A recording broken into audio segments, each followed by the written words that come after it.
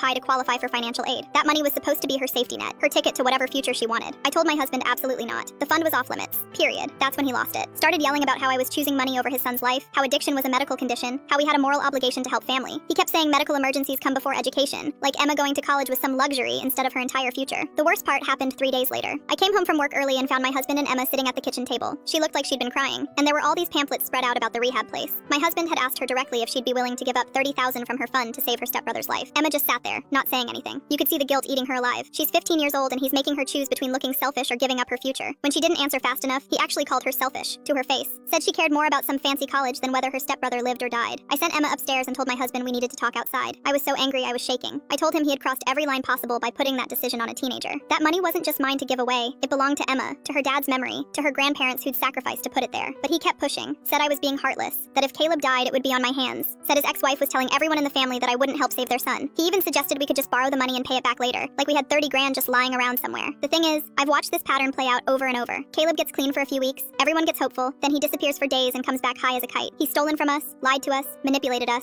and every single time, it's the same promise. This time will be different. This time he really wants to get better. But wanting to get better and actually doing the work are two different things. And I'm not about to gamble Emma's entire future on another maybe.